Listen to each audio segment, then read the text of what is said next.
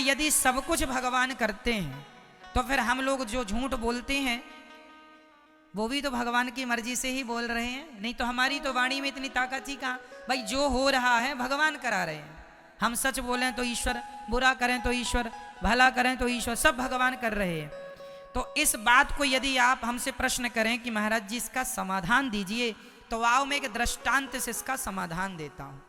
क्या सच्ची हमारे झूठ के गुनहगार भगवान हैं? क्या सचमुच हमारे चोरी के गुनहगार भगवान हैं? आओ इसे एक दृष्टांत से समझने की कोशिश करते हैं। आप रेडी हैं? सावधान, बोलो हाँ। चलिए सुनो। एक बगीचा था। उस बगीचे में एक व्यक्ति उस बगीचे की रखवाली करता था, जो कि उस बगीचे का मालिक था। वहां बढ़िया बढ़िया फलों के वृक्ष लगे थे, फल भी लगे थे, हरी हरी घास भी लगी थी। अचानक एक चरवाहे की गाय उसके बगीचे में घुस गई। बड़ी सावधानी से सुनना। एक चरवाहे की गाय उसके बगीचे में घुस गई। अब जब गाय बगीचे में गई तो वहां हरी हरी घास गाय खाने लगी। बगीचे का मालिक भी वहीं था। उसकी नजर पड़ी कि गाय बगीचे में घुस आई, बाड़ी तोड़कर। बाड़ी मतलब कांटों की बाड़ी, बाड़ी किसान लोग लगाते हैं। तो बाड़ी तोड़कर ये गाय घुस आई। तो उस बगीचे के मालिक ने गाय के पीछे इतने जोर का डंडा मारा उसके रीढ़ की हड्डी पर कि वो गाय डंडा पड़ते ही मर गई। अब समझिएगा, जब गाय मरी तो वहां पर ब्रह्म हत्या प्रकट हो गई। गौ हत्या प्रकट हो गई। तो गौ हत्या को देखकर वह बगीचे का मालिक बोला, तुम कौन हो? उसने कहा, मैं गौ हत्या हूं। तुमने गाय को मारा, अब मैं तुम्हें आऊंगी तुम्हारे ऊपर। तुमने पाप कर दिया, गाय को मार डाला तुमने। तो वो बगीचे का मालिक बड़ा चतुर था। उसने कहा कि गाय को हमने थोड़ी मारा है। तो गौ हत्या ने कहा, मारा किसने? बोला, मारा है इन हाथों ने। यदि हाथ ना उठते कैसे मरती गाय? तो जिम्मेदार ये हाथ हैं। तो हाथों के देवता कौन? इंद्र। हाथों के देवता शरीर के हर अंग के देवता होते हैं। तो हाथों के देवता कौन? तो उस बगीचे के आदमी ने अपनी चतुराई से गौ हत्या से कहा कि ए हत्या, तू जा इंद्र के पास और इंद्र को लग जा। तो हत्या गई इंद्र के पास। अब इंद्र ने देखा, कौन हो? मैं गौ हत्या हूं। यहां क्यों आई हो? बोले, आपने मारा है गाय को। इंद्र बोले, हम तो यही हैं, यहां तो गाय हमने मारी नहीं। बोले, नहीं, वो बगीचे का एक आदमी है, उसने कहा कि तुम हाथ पर बैठते हो और हाथ ने गाय मार डाली। इंद्र समझ गए मामला कि बड़ा चतुर आदमी है। मनुष्य मृत्यु लोक का आदमी खोपड़ी में भले अच्छा सोचे ना सोचे, ऐसी सोच जरूर रखता है बचने बचाने की, कि कैसे बचूं। तो इंद्र भी कम चतुर नहीं। इंद्र ने कहा, अच्छा ये बताओ गौ हत्या, कि यदि हाथ ने मारा तो हाथ तो तब ही मारते ना, क्योंकि हाथ तो मन के अधीन है, बुद्धि के अधीन है। भाई बुद्धि ने आदेश दिया मारो, तब ना मारा। तो जाओ, बुद्धि के देवता भगवान ब्रह्मा है, जाओ ब्रह्मा जी के पास। अब हत्या ब्रह्मा जी के पास गई। ब्रह्मा जी, लो हमें। ब्रह्मा जी बोले, कहां से आई हो? बोले, मृत्यु लोक से, इंद्र के पास, इंद्र के पास से आपके पास। पूरा मामला ब्रह्मा जी ने समझा। ब्रह्मा जी बोले, एक काम करो, अरे बुद्धि भी क्या करती, हाथ भी क्या करते, यदि पांव ना चल के जाते तो गलती पांव की। पांव क्यों चल के गए? गाय तक चल के कौन गया? गाय तक चल के कौन गया? पांव। इसलिए पांव के देवता हैं भगवान नारायण। चरणों के देवता कौन? चरणों में भगवान का वास होता है। इसलिए कोई भी आदमी हमेशा चरणों का ही स्पर्श करता है, क्योंकि चरणों में भगवान श्रीमन नारायण का वास होता है, इसलिए चरण छुए जाते हैं। जाओ नारायण के पास। अब गौ हत्या गई, भगवान नारायण लेटे थे क्षीर सागर में, माता भगवती लक्ष्मी जी चरण दबा रही थी। आ गई हत्या। भगवान बोले कहो कौन हो? हम गौ हत्या है। तो यहाँ क्या कर रही हो? बोले मृत्यु लोक से इंद्र के पास, फिर ब्रह्मा जी के पास, अब आज आपके पास आई है। भगवान बोले किसने भेजा है? बोले मृत्यु लोक का एक आदमी फलाना बगीचा है वहां पर रहता है। भगवान बोले जरा 2 दिन रुक जाओ, मैं कंफर्म करता हूं। अब आप बताइए उस गौ हत्या का मूल अधिकारी कौन है? वो व्यक्ति, बगीचे का मालिक, या इंद्र, या ब्रह्मा, या भगवान नारायण? बताइए कौन? बोलो मेरी मां। भगवान बोले चलो मैं निर्णय लेता हूं। तो भगवान ने एक चरवाहे का रूप बनाया। भगवान ने चरवाहे का रूप बनाया और भगवान ने गाय ली और फिर भगवान गाय चराने चले गए उसी के बगीचे के बगल में। और फिर भगवान की कृपा से वो गाय बगीचे में घुस गई और वो बगीचे का मालिक फिर आया।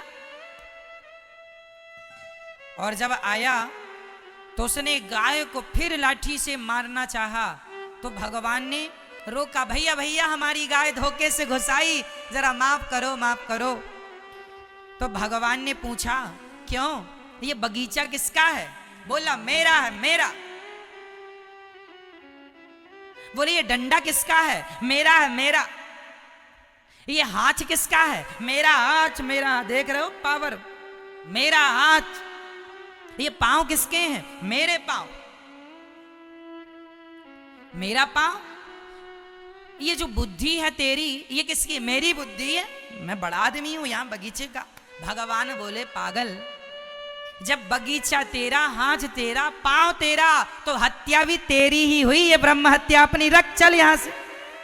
ये जो ब्रह्म हत्या तूने की है, वो गौ हत्या जो तूने की है, उस गौ हत्या का अधिकारी, उस पाप का अधिकारी भी तू, चल पाप भोग। होशियार बन रहा है? सोचो। अब समझना इस बात की गहराई को। हम लोग कहते हैं ये घर मेरा है, ये पत्नी मेरी है, ये पुत्र मेरा है, लेकिन हम कहते हैं ये पाप हमारा नहीं है, ये पाप तो भगवान की मर्जी से हुआ है। लो पत्नी तुम्हारी, पैसा तुम्हारा, शरीर तुम्हारा, मीठा मीठा गप, कड़वा कड़वा थू थू थू थू, मीठा मीठा गप, कड़वा कड़वा थू, ये तो अच्छा नहीं हुआ। मेरी मां, यदि आपके अंदर ये विचार हो कि ये पत्नी भी भगवान की, पुत्र भी भगवान का, घर भी भगवान का, पैसा भी भगवान का, ये संपत्ति सब रघुपति के आही, ये शरीर भी भगवान का, यदि आपने समर्पण कर दिया, नाथ मेरा सब कुछ आपका है, तो फिर तुम जो पाप करोगे ना, वो पाप भी सच्ची भगवान का ही माना जाएगा। लेकिन आप कहो कि घर मेरा, पत्नी मेरी, पुत्र मेरा, परिवार मेरा, पैसा मेरा, पद मेरा, प्रतिष्ठा मेरी, शरीर मेरा, लेकिन पाप भगवान का, तो साहब ये बात तो कहीं तर्क पे बैठ नहीं रही है बराबर, कसौटी पर। सब तुम्हारा है तो फिर पाप भगवान का कैसे हो गया? फिर झूठ जो तुमने बोला है, तो झूठ की अधिकारी तुम ही कहलाओगे, भगवान क्यों कहलाएगा? बोलो मेरी मां। पत्नी तुम्हारी है, सब तुम्हारा है, और झूठ भगवान का। वाह! यदि आप सच्चे भक्त हैं और आप कहते हैं कि सब कुछ भगवान का है, यदि आप दिल, दिमाग, मन, बुद्धि से मान लेते हैं कि ये सब कुछ ईश्वर का है, तो मैं आपको लिख कर देता हूं, यदि तुम मान लोगे कि ये शरीर भगवान का है, तो तुम्हारा हाथ कट जाएगा, जरा सा भी तुम्हें दर्द नहीं होगा, क्योंकि मान लिया है तुमने भगवान का है, तो दर्द भी भगवान को होगा, तुम्हें नहीं होगा। ये उच्च कोटि की साधना और भक्तों के लक्षण है। कई भक्तों की कथा आती है जिन भक्तों के लोगों ने हाथ काट दिए थे। सदन कसाई की कथा मैंने आपको सुनाई, कई महीने पहले सुनाई थी, दोहरा देता हूं आपको। सदन कसाई था, उसके पास एक शालिग्राम भगवान जी थे। शालिग्राम भगवान जी से वो मांस तौलता था। उसी शालिग्राम से वो 2 किलो भी तौल देता था, 10 किलो भी तौल देता था, 5 किलो भी तौल देता था। किसी साधु ने कहा, अरे पगले, ये शालिग्राम भगवान है, इसे तुम तराजू में रख करके बताओ मांस तौलते हो, बड़ा तुमने गलत व्यवहार किया। तो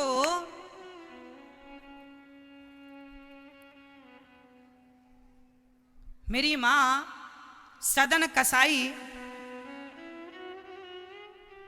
जो थे, उन्होंने संत जी ने कहा कि आपने भगवान को तराजू में रख के मांस तौला, ये तो भगवान का बड़ा अपमान कर दिया आपने।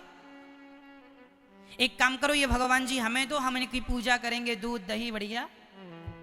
तो संत जी भगवान जी को लेके चले गए। अब संत जी ने उनको दूध से, दही से, घी से, शक्कर से नहवाया, बिठा दिया। अब रात को भगवान ने सपने में संत जी से कहा, अरे संत जी, हमें आप क्यों लेके आ गए? हम सदन के पास खुश थे। क्यों? बोले वो हमें रोज झूला झुलाता था तराजू में, रोज झूला झूलने का मन करता, रोज ठोर तराजू ऊपर नीचे 50 बार झूला झुलाता, हम बड़े खुश थे उसके झूले में, और तुम यहाँ ले आके बिठाल दिए हमें, बस 2-4 मिश्री के दाने दे दिए, हो गया। हम संतुष्ट नहीं हैं आपके पास, हमें जल्दी दे के आओ। आधी रात को बाबा जी को सपने में भगवान ने कहा दे के आओ। बाबा जी जागे और सदन के घर का दरवाजा खटखटाया, भैया खोलो। सदन से ठाकुर जी ने, ठाकुर जी दिए, ये तुम्हारे भगवान हैं, तुम्हारे पास आने को मचल गए। सदन के सुनते ही आंखों में आंसू, वाह प्रभु, धन्य हो गया मैं, सारी दुनिया आपसे प्यार करती है, मैं सफल हो गया कि आप हमसे प्यार करते हैं, आपने हमें चाहा है। तुरंत ठाकुर जी को लेकर सदन जगन्नाथ चल पड़े। कहां चल पड़े? जगन्नाथ जी की ओर।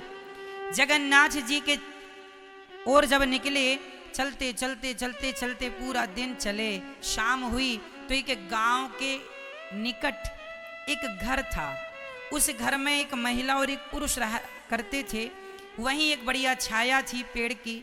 तो सदन को लगा कि आज रात यहीं विश्राम कर लें, तो घर में भिक्षा मांगी, भैया भिक्षा दो।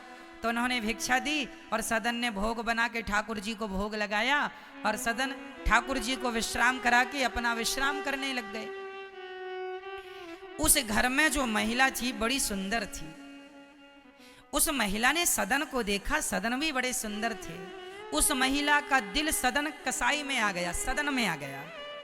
अब वो महिला सदन को देख कर ना, वो उसके संग शादी करने का सोचने लग गई, पर उसको लगा मेरा तो पति है। रात को जागी और सदन को जगाया, सुनो सुनो, तुम हमें बहुत पसंद हो, हम तुमसे शादी करना चाहते हैं। सदन बोला, अरे माँ, आप तो मेरी माता हो, मैं तो जगन्नाथ जी जा रहा हूँ ठाकुर जी का दर्शन करने, मुझे कोई गृहस्थी नहीं बसानी, मेरा तो मन भगवान में लगा है, पर लगे रहने दो। उसने कहा अच्छा रुको, तुम्हें मेरे पति का डर है ना। उस महिला ने तलवार निकाली और अपना जो पति था उसे लगा कि जब तक ये जिंदा रहेगा तब तक ये आदमी मुझे नहीं मिलेगा। तो उसने तलवार निकाली और अपने सोते हुए पति की गर्दन काट दी। उस महिला ने, उसको लगा कि इसके कारण ये मना कर रहा है, तो अपने सोते हुए पति की उसने गर्दन काट दी। और सदन के पास आकर बोली, सुनो, हमने अपने पति को मार दिया, अब तुम्हें कोई टेंशन वाली बात नहीं, हम लोग इसे जमीन पे गाड़ देते हैं, आज से तुम हमारे पति बन जाओ। सदन बोले, बहन तुम मेरी माँ हो, बहन हो, बेटी हो, मैं गंदी निगाहें कभी नहीं करता। अब वो महिला बहुत अपने पैतरे चलाई पर वो सक्सेस ना हो पाई। उसको लगा अरे मेरा तो पति भी चला गया और ये भी हाथ से निकला जा रहा। तो महिला ने चिल्लाना शुरू कर दिया, अपना त्रिया चरित्र चालू किया। अरे भैया बचाओ, गांव के लोग आए, क्या हुआ? बोले इस पुरुष ने मेरे पति को मार डाला। अब लो सदन कसाई पे झूठा आरोप लगा दिया। उसका पति का तो गर्दन कटी थी, इसने कह दिया मेरे पति को मार के मुझे पकड़ रहा है ये आदमी। लो भैया, सवेरा हुआ, गांव के लोगों ने सदन को खूब मारा और मार के राजा के सामने खड़ा किया। सदन बोले वाह भगवान, अच्छा पिटवाया आपने। ठीक है, जैसी आपकी इच्छा, कोई पाप हुआ होगा तो पिटवा रहे हो। सदन मुस्कुरा रहे हैं भीतर भीतर, ये ठाकुर जी की लीला है। वो समझ, देखो भक्त ना कभी ये नहीं सोचता कि अरे ये हो गए ना, वो ये समझ रहे हैं कि ये भगवान की कोई ना कोई लीला है। सदन को राजा के सामने खड़ा किया गया। राजा ने कहा, सदन को सैनिकों से कहा, इस आदमी के दोनों हाथ काट दिए जाएं। दोनों हाथ काट दिए गए। अब सदन दोनों हाथ, सदन बोला मन में वाह प्रभु, जैसे खुद हो वैसे ही भक्त को भी बना दिया। भगवान के भी हाथ नहीं है ना, जगन्नाथ जी के भी। तो बोले आपने हमारे भी नहीं रहने दिए, कोई बात नहीं। सदन के हाथ कटे, पर सच्ची बताएं सदन को दर्द नहीं हुआ। सदन के हाथ कटे पर सदन को दर्द नहीं हुआ। क्यों दर्द नहीं हुआ? क्योंकि सदन सच्चे भक्त थे। वो ये जानते थे कि जो हो रहा है वो भगवान की मर्जी से हो रहा है, जो कर रहे हैं जगन्नाथ जी कर रहे हैं, इसलिए पूर्ण विश्वास था। तो जो हो रहा भगवान जी, जो भक्त ये समर्पण कर दे कि नाथ मैं तो आपका हूं, आपने तो हाथ कटवाए जगन्नाथ जी, आप तो सिर भी कटवा देते तो भी मैं आपका ध्यान करना ना छोड़ता, भजन करना ना छोड़ता। शिकायत नहीं की कि तुमने हाथ कटवा दिए। उन्हीं कटे हाथों से भगवान जी के पास गए, और जब गए तो जगन्नाथपुरी पहुंचने के साथ ही भगवान जगन्नाथ जी ने अपने पुजारियों से कहा, मेरा भक्त आ रहा है, उसे पालकी पर बिठा करके लाओ। पुजारी पालकी लेकर गए, सदन को बिठाए पालकी पर, और पालकी पर बिठा कर लाए। और सदन ने जगन्नाथ जी को जैसे ही हाथ जोड़कर प्रणाम करना चाहा, अपने आप उनके हाथ उत्पन्न हो गए, प्रकट हो गए, ज्यों की त्यों हाथ आ गए उनके। तो सदन ने भगवान से सवाल किया कि प्रभु जब हाथ लौटाने ही थे आपको तो कटवाए क्यों? तब भगवान बोले, बेटा ये तुम्हारे पूर्व जन्म का पाप था, उस पाप के कारण तुम्हारे हाथ कट गए। कौन सा पाप था? तो जगन्नाथ जी ने कहा, सदन पिछले जन्म में तुम बहुत बड़े साधु थे, बहुत बड़े साधु थे। तुम जंगल में बैठे तप कर रहे थे, तभी वहां पर एक कसाई एक गाय को लेकर जा रहा था। अचानक वो गाय कसाई के हाथ से छूट गई और तुम्हारे सामने से गुजरी। कसाई ने तुमसे पूछा कि क्या आपने गाय को देखा है? तो आपने अपने हाथों के इशारे से बता दिया, गाय इस तरफ गई है। सुनना, गाय की रक्षा के लिए यदि झूठ बोलना पड़े तो उसकी रक्षा के लिए झूठ बोल लेना चाहिए, या तुम्हें झूठ नहीं बोलना तो चुप रहो, कुछ ना बताओ। तो संत जी ने हाथ उठा के बता दिया इशारे से कसाई को कि आपकी गाय इस तरफ गई है। कसाई ने गाय को पकड़ लिया और कसाई ने गाय का सिर काट दिया। वही गाय इस जन्म में वो महिला बन के पैदा हुई और वह कसाई उसका पति बना। पिछले जन्म में कसाई ने गाय को काटा तो इस जन्म में गाय ने महिला बन के अपने पति कसाई को काट दिया। वैसे ही उनका हिसाब चुकता हुआ, पर तुमने हाथ खड़े कर दिए थे तो तुम्हारे दोनों हाथ काट लिए गए। ये तुम्हारे पापों का दंड है। परंतु तुमने भक्ति नहीं छोड़ी, मुझ में निष्ठा नहीं छोड़ी, तो मैंने तुम्हारे दोनों हाथ तुम्हारे भक्ति के बल पर तुम्हें लौटा दिए हैं। ये तुम्हारी तपस्या है। ये सदन कसाई की चर्चा है। ये कथा हमने आपको क्यों सुनाई? ये हमने इस उत्तर पर सुनाई कि भगवान, आपने झूठ बोला, हमने चोरी की, तो हमारी चोरी का जिम्मेदार भगवान नहीं है, हमारे पाप के जिम्मेदार भगवान नहीं है, हमारे पाप के जिम्मेदार हम स्वयं हैं। कब हैं? जब आप ये कहते हैं कि ये पत्नी मेरी, पुत्र मेरा, परिवार मेरा, जब सब तेरा है तो तेरे द्वारा किया गया पाप भी तेरा है। लेकिन आप ये मान लें सच्चे हृदय से कि प्रभु ये सब आपका है, तो फिर आपका हाथ भी कट जाएगा तो दर्द नहीं होगा, क्योंकि आपने अपने आप को समर्पित कर दिया है भगवान के चरणों में कि प्रभु अब मैं आपका हूं, अब मैं आपका हूं।